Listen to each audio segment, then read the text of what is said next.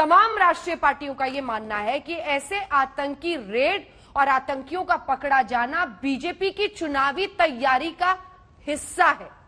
आप पर भरोसा नहीं है, आपकी पुलिस पर भरोसा नहीं है। चल झूठ।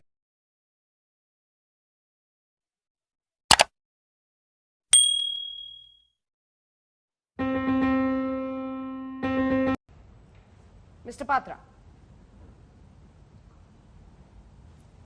देखिए, जनता को भरोसा है हम पर, क्योंकि आपने देखा होगा 2014 के पश्चात किस प्रकार से जो आतंकवादी हमले बहुत आम होते थे पूरे देश में, और एक अनाउंसमेंट होती थी। आप चाहे एयरपोर्ट में जाइए, चाहे आप रेलवे स्टेशन में जाइए, अनाउंसमेंट होती थी कि अपने आसपास अपने नीचे देख के बैठिए, कहीं कोई कुकर न छोड़ गया हो, कहीं कोई बैग न छोड़ गया हो। हम सब चेक करके बैठते थे। इस प्रकार का माहौल पूरे देश में था।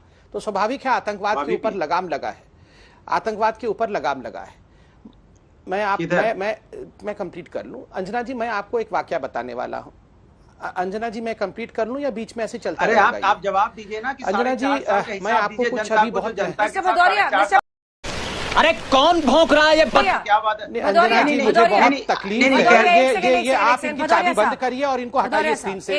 ये बहुत इरिटेंट है। जवाब सुनिएगा ना, अपनी बारी का तो इंतजार कीजिए। आपकी बेताबी समझ में आ रही है, आपकी बेताबी समझ में आ रही है कि मीडिया पे धमकी लगा रहे हैं, डिबेट खराब हो जाएगा, लोग फिर देखते नहीं। हिसाब से आप कंडक्ट करिए अपनी। अंजना जी, मैं आपसे रिक्वेस्ट करता हूं, उनको अपने सवाल को जवाब दे देने दीजिए। डिबेट खराब होती है, ठीक है, लोग एक बार डिबेट देखते नहीं। संबित पात्रा पहले सवाल का जवाब देंगे, उसके बाद मैं आपके पास आऊंगी। भदौरिया साहब, अपनी बारी का इंतजार कीजिए। संबित जी, जवाब दीजिए। देखिए अंजना जी, ये पूरे विश्व में कहीं नहीं होता है। माफ करिएगा, ये केवल हिंदुस्तान में होता है कि आतंकवादी पकड़ा जाता है और उस पर डिबेट होता है कि अलकायदा के आतंकवादी को पकड़ना चाहिए था या नहीं पकड़ना चाहिए था, क्योंकि चुनाव हो रहा है। ये पूरे ब्रह्मांड में कहीं नहीं होता होगा, ये हमारे देश में होता है। धन्य है तुष्टीकरण, धन्य है तुष्टीकरण। ये तुष्टीकरण में हम इतने अंधे हो जाएंगे कि हम अपने पैर पे आतंकवाद का कुल्हाड़ी तक चलाने के लिए तैयार हो जाएंगे। ये कभी भी हमारे पूर्वजों ने सोचा नहीं होगा। थैंक यू समाजवादी पार्टी, धन्यवाद मायावती जी, धन्यवाद कांग्रेस पार्टी, आपके कारण आज ये देश की हालत है। इंडिया, ये जी, ये हंसने का विषय नहीं है। ये जोकरगिरी जाके आप समाजवादी पार्टी के ऑफिस में करिएगा। शांति से सुनिए। पहले आतंकवाद पे डिस्कशन हो रहा है, ये कोई हा ही हंसने का विषय नहीं है। दांत दिखा के हंसने चले। कौन है ये लोग? कहां से आते हैं? आतंकवाद के ऊपर अब सुनिए ध्यान से अपनी रिकॉर्ड को। यहां पर अंजना जी, 2006, 2007 और 2008 ये 3 वर्ष ऐसे थे जिसमें लगभग 45 लोगों की मृत्यु हुई थी आतंकवाद के कारण। उत्तर प्रदेश में गोरखपुर में ब्लास्ट हुआ था। अनुराग जी, अभी आपका ऑडियो नहीं जा रहा, बारी बारी से ऑडियो जाएगा। इन सबके कोर्ट पूरा करेंगे, मैं आपके पास आऊंगी। हाँ, इन सबके कोर्ट में, इन सबके कोर्ट्स में ब्लास्ट हुए थे। 45 लोग मारे गए थे। मैं आपको एक बहुत महत्वपूर्ण अभी आपको चार्जशीट रखता हूं आपके सामने। देखिए, पहली बार जो 2006 की ब्लास्ट हुई थी बनारस में, 21 लोग मारे गए थे और उसमें 2 लोग गिरफ्तार हुए थे, वलीउल्लाह और शमीम। हमारी सरकार नहीं थी, मगर अखिलेश यादव जी ने 2012 में इन दोनों लोगों के खिलाफ, उनकी जब सरकार थी, उन्होंने कहा इनके खिलाफ चार्जशीट ड्रॉप करिए। 4 लोग गिरफ्तार हुए थे 2002 में पोटा के अंतर्गत, क्योंकि उन्होंने कारगिल के इंफॉर्मेशन को लीक किया था पाकिस्तान में। उनका नाम था जावेद, ताज मोहम्मद, महसूद और मुमताज मियां। इन चारों को रिहाई की बात की थी अखिलेश जी ने 2012 नवंबर में।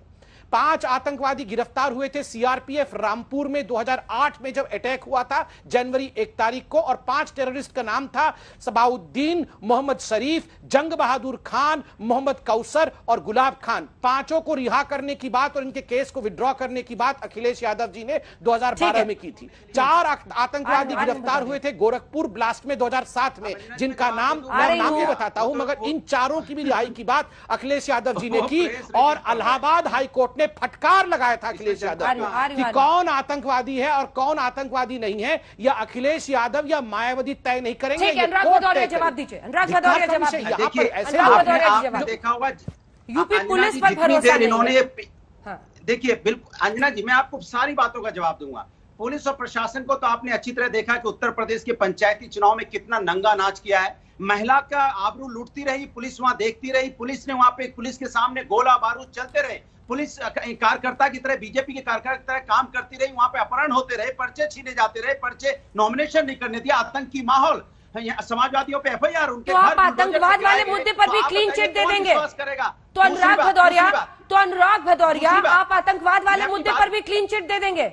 आ रहा हूं आपकी ना, साले का खोपड़ी तोड़ साले। एजेंसी पूरी बात चल बता रही रहा है। हूं। मैं पूछना चाहता हूं कि जहां पे ये घटना हुई है वहां 4.5 साल से भारतीय जनता पार्टी की सरकार है, वहां लोकल पुलिस वहां पे है, आखिर लोकल पुलिस क्या कर रही थी 4.5 साल से? मैं पूछना चाहता हूं, इनका इंटेलिजेंस डिपार्टमेंट क्या कर रहा था, ये बताएं ना। आओ हिजड़े की औलाद आओ, तेरी ही कमी थी यार। जब तक हमारे देश के हिस्से में तेरे जैसे मंत्री आएंगे ना, हमारे देश का इसी तरह कल्याण होता रहेगा। नमस्ते।